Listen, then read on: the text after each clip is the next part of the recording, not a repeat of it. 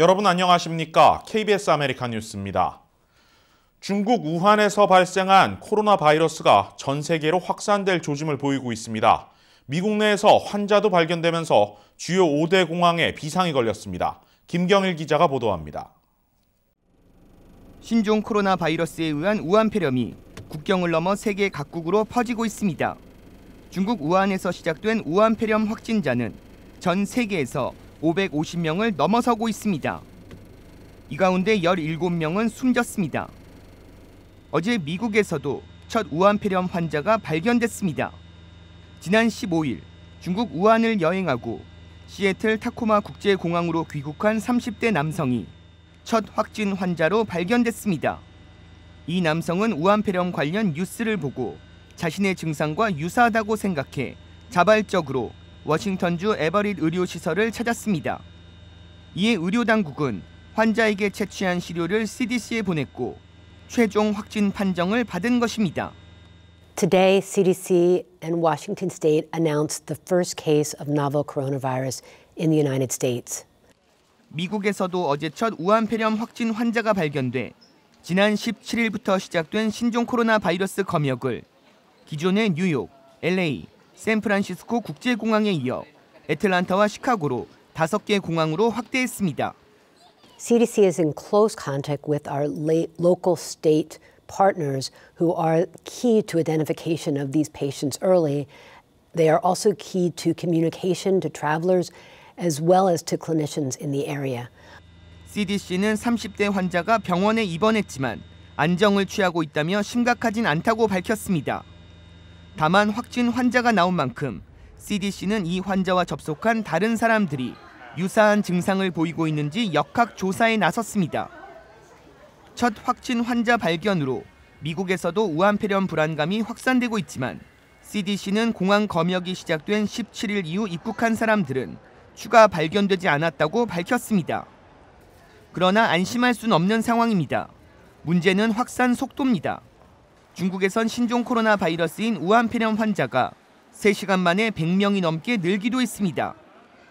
또 멕시코와 브라질에서도 우한 폐렴 의심 환자가 보고됐습니다. 여기에 오는 24일부터 30일까지는 중국의 춘절로 중국인들이 해외 여행길에 나섭니다.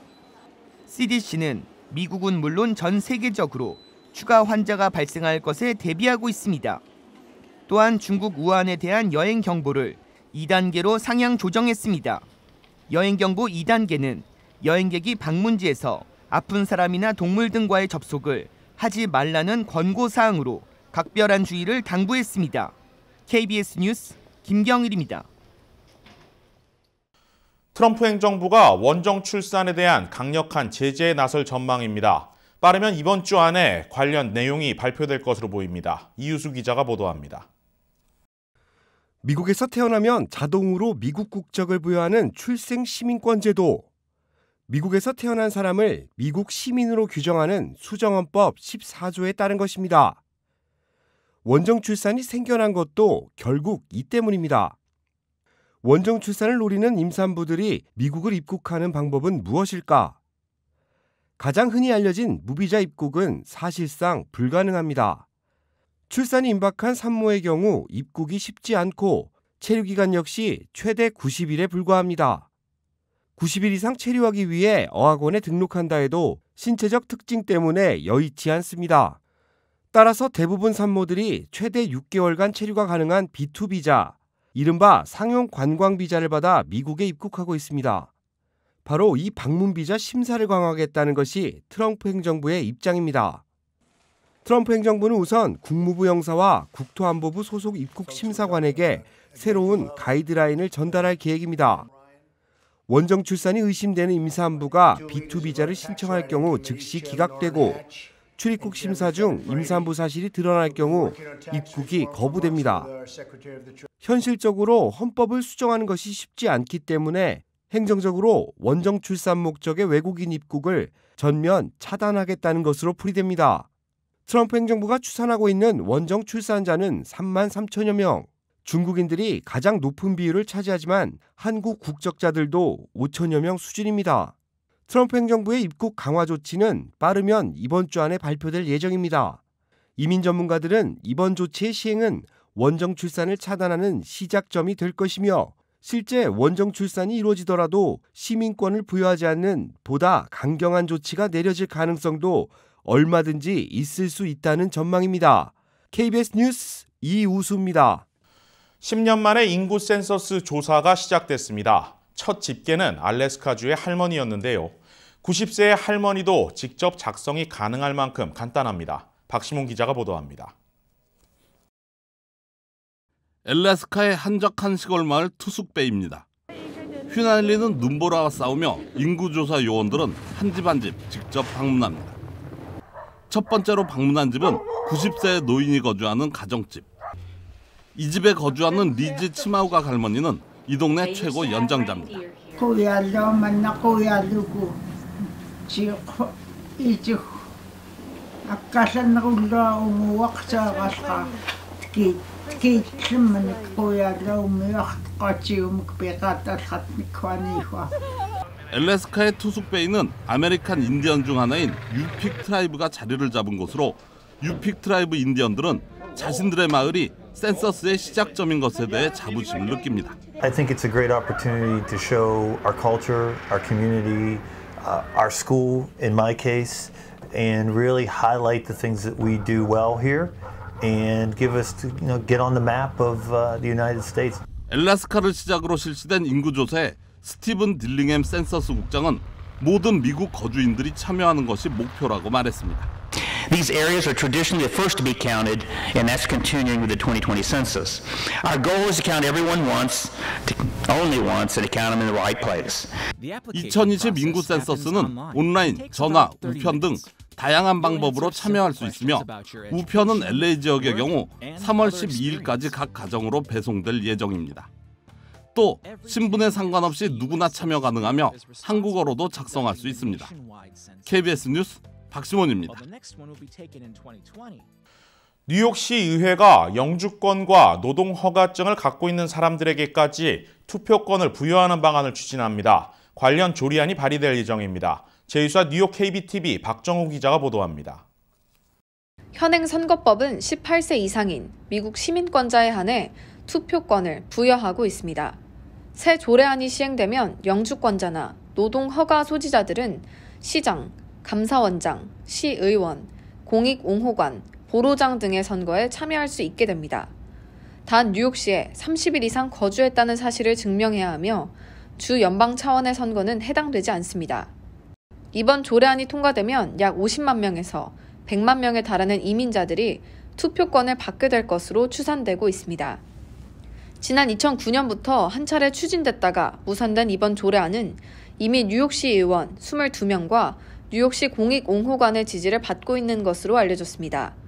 그들은 거주민에게 참정권을 주는 것은 민주주의의 가장 기본적인 원리라고 주장하며 지역사회 참여를 확대할 수 있을 것으로 기대하고 있습니다. 이번에 새롭게 뉴욕주에서 동일한 정책을 시도하려고 하는 캠페인은 없던 것을 새롭게 하자는 것이 아니라 기존에 했던 것을 다시 되살리자는 취지입니다.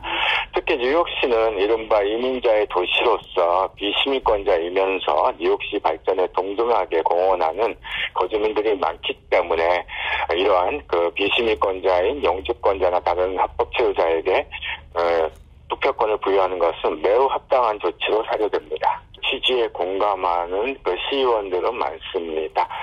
다만 그동안 이 법률을 추진하면서 시 조례, 시 헌장을 바꿀 만큼의 시의원들을 확보하지 못했기 때문에 법안 통과가 번번이 무산되었습니다.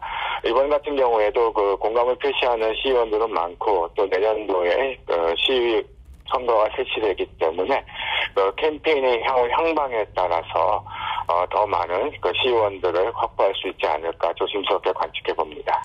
로드리게즈 시의원은 영주권자와 합법 노동자에게 시정부 차원의 선거에 참여할 수 있는 투표권을 확대하는 내용의 조례안을 23일 시의회에 상정할 예정입니다. 반면 조례안이 추진되려면 뉴욕시 헌장이 영주권자와 합법적 노동허가 소지자에게 투표권을 제공하는 것으로 변경돼야 하기 때문에 추진이 쉽지는 않을 것이라는 분석도 제기되고 있습니다. KBTV 뉴스 박정우입니다. KBS 아메리칸 뉴스 잠시 후에 계속 이어집니다.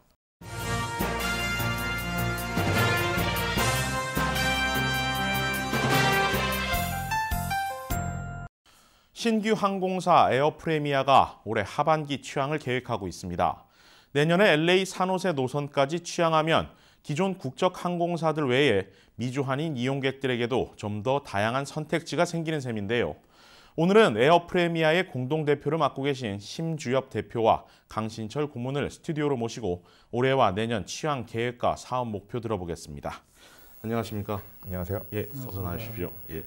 자, 이제 뭐 강신철 고문님은 제가 지난해 또 한번 이제 뵀었고, 그다음에 이번에 신 대표님은 지난해 4월 이제 부임하시고 이제 처음 이제 스튜디오에서 뵙습니다. 자, 이제 올해 에어프레미아가 굉장히 좀 기념비적인 해가 될 것 같습니다. 올해 취항하시죠? 어떻습니까? 네, 그렇습니다. 저희가 그 작년 면허 과정을 마치고 그 올해 그 취항 준비를 위해서 AOC 신청 과정이 남아 있습니다. 네. 그거를 2월 초순에 네. 그 국토부에 제출을 하고 네. 그 AOC 신청 과정은 그 기재가 직접 도입돼야 최종 과정을 마칠 수 있거든요. 예. 저희가 7월에 제1호기가 들어오고 지금 예정대로라면은 9월부터 첫 취항을 할 예정이 있습니다. 예, 보잉 787, 예, 보잉 787-9, 787-9, 예. 보잉 787-9죠. 네. 모두 세 대가 도입된다고 하던데 다 준비가 됐습니까? 예, 그 세대는 올해 도입되는 세대는 이미 확정이 됐고요. 네. 그 2020년 7월, 9월, 11월 그 각기 한 대씩 그 도입 예정입니다. 예, 주요 취항지 올해는 이제 아시아 지역을 취항하는 것을 계획하고 있는 걸로 얘기를 들었습니다.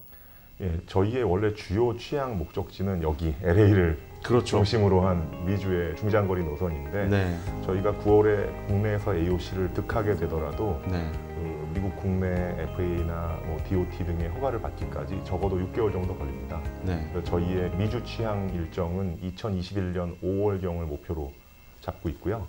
그 이전까지는 저희 국내에서 근거리에 혹은 중거리에 해당되는 싱가포르, 하노이, 방콕 또 일본, 홍콩 이 지역을 처음에 취항할 예정입니다. 예, LA 취항을 내년 5월로 잡고 계시다면 제가 예상했던 것보다는 훨씬 빠른 것 같은데 어떻게 준비가 잘 되고 있습니까? 일단 저희는 가장 최적의 스케줄 내에 그 취항하는 게 목표고요. 네. 그 기존의 그 국내 일정과 더불어서 국내 AOC가 끝나고 난 이후에도 미국 내 인허가 절차가 적어도 6개월 걸리기 때문에 네. 그 과정만 적기에 끝난다면은 내년 상반기 내에 미주에 저희가 첫 취항을 할 수 있는 영광의 순간이 오고 있습니다. 예, 굉장히 반가운 소식이네요. 자, 이제 아까도 이제 심 대표님께서 말씀을 하셨지만 네네. 저 역시 그동안 에어프레미아를 이제 중장거리 항공사다라고 이렇게 소개를 해왔는데 최근에 이제 인터뷰를 준비하면서 제가 기사들을 좀 보니까 하이브리드 항공사다 이렇게 내용이 나와 있더라고요. 네. 좀 어떤 차이가 있습니까? 고문 간단히 말씀하시죠. 예, 저희는 그 풀 서비스 캐리어, 그 대한항공이나 아시아나항공 같은 정규 항공사와 LCC의 그 장점을 두 개를 혼합한 네. 그런 항공사를 지향하고 있습니다. 예를 들면은 저희는 비용 측면에서는 LCC의 그 저비용 효율성 있는 비용을 채택을 했고, 네. 그리고 풀 서비스 캐리어의 서비스 중에서 저희는 프리미엄 이코노미 클래스하고 이코노미 클래스. 네. 그래서 퍼스트 클래스하고 비즈니스 클래스는 제외한 프리미엄 이코노미 클래스와 이코노미 클래스 중심으로 판매를 하게 되는데 그것 또한 가격은 풀 서비스 캐리어 대비 약 한 10% 내지 20% 정도 저렴한 가격으로 이코노미 클래스를 제공을 하고 네. 거기에 이제 1.5배 정도 되는 프리미엄 이코노미 클래스를 제공하는 그런 전략으로 사실은 전 세계에 유례 없는 최초의 사업 모델입니다. 그래서 예. 장점을 다 흡수한 그런 복합적인 하이브리드 항공사를 지향하고 있습니다. 네, 알겠습니다. 자, 이제 지난해부터 이제 처음 에어프레미아가 소개가 되고 이쪽 이제 미주 한인 교민 사회에도 많이 알려지게 됐는데 그렇게 됐던 계기가 이제 사실 이제 올해도 예정이 돼 있죠. 이제 LA 대회의 첫 이제 유일한 LPGA 대회. 이걸 이제 에어프레미아 대회로 이제 유치를 하고 있지 않습니까? 이제 정확히 얘기하면 이제 휴젤 에어프레미아 LA 오픈이죠. 예. 올해도 이제 같은 대회 LA에서 개최하시죠. 그렇습니다. 뭐 LA는 저희의 각별한 그 관심 대상이고, 네. 그 저희는 LA 그 한인회 그 분들께서 그 저희 회사의 손님이 아니라 저희 회사의 주인으로 이미 창업 주주로 들어와 계십니다. 네. 그래서 LA는 저희의 각별한 관심의 대상이고, 저희의 뭐 주요 주주이신 홍성범 원장님께서 네. 흔쾌히 그 후원을 해주셔서 그 LA 오픈을 휴젤 에어 프리미어로 명명하고 네. 그 대회를 계속 이어나가고 있고요. 올해 4월에도 그 윌셔 컨트리 클럽에서 개최를 하는데, 네. 많은 그 교민들께서 한번 찾아와 주시고 또 격려도 해주시고 내년 취향에 또 응원도 해주시면 더욱 좋겠습니다. 네, 알겠습니다. 뭐 미국과 한국을 잇는 역할, 그리고 또 이제 LA 노선의 최대 이용객이 될 거잖아요. 이쪽 미주 지역 이제 한인 사회, 교민 사회를 위해서도 에어 프리미어가 좀 다방면으로 많은 기여를 좀 해줄 수 있는 날이 좀 빨리 왔으면 좋겠다, 이런 생각을 좀 해보면서 오늘 인터뷰 마치겠습니다. 오늘 나와주셔서 정말 감사합니다. 네, 감사합니다.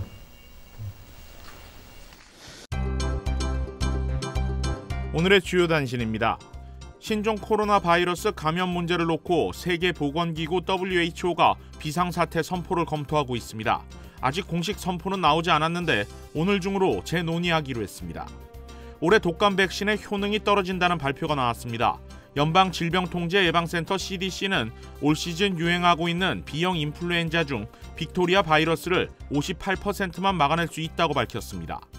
오늘 오전 12시 10분경 1900 에이비에이션 드라이브에 있는 코로나 공항에서 경비행기가 이륙 과정에서 추락하는 사고가 발생했습니다. 충돌 직후 비행기가 화염에 휩싸이면서 안에 있던 4명이 모두 숨졌습니다. 당국은 현재 사고 원인을 조사 중입니다. 휴스턴 애스트로스의 사인 조작이 사회적 논란으로까지 확산되고 있는 가운데 LA시 의회가 관련 결의안을 통과시켰습니다. 결의안은 2017년 월드시리즈 우승컵을 휴스턴에서 LA 다저스로 넘겨줘야 한다는 내용인데, 메이저리그 사무국은 불가하다는 입장을 밝혔습니다. 한인타운 노인 커뮤니티 센터가 내일 오전 10시 30분 설날 큰 잔치를 개최합니다. 올해는 한국의 전통 무용 외에 중국과 일본의 전통 무용 공연도 펼쳐지는 등 다민족, 다문화를 아우르는 행사로 치러집니다.